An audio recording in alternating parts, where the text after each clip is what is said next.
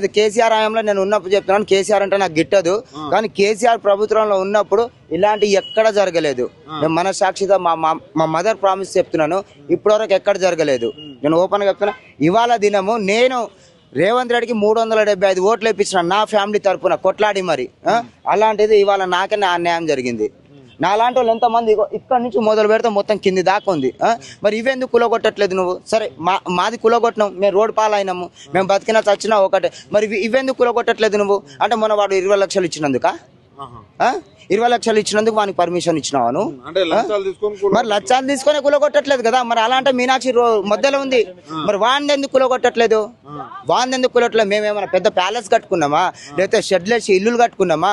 ఏం కట్టుకున్నాం? ఇక్కడ ఏముంది? కట్టెలు ఉన్నాయి, కావాలంటే పైన తడకలు ఉన్నాయి, అవే కదా. మరి వీటికి ఎందుకు కులగొట్టాల్సిన అవసరం ఏముంది?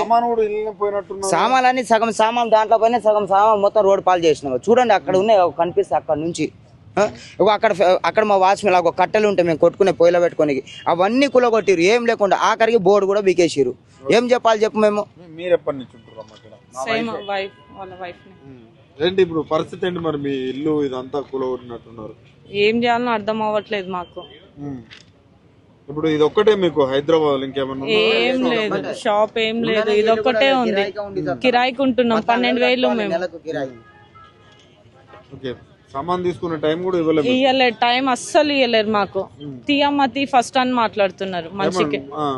మరి కొంచెం టైం ఇవ్వండి ఏమంటారు? అస్సలు ఇవ్వలేరు, టైం ఇవ్వలేరు. టైం కూడా అసలు టైం ఇవ్వలేరు.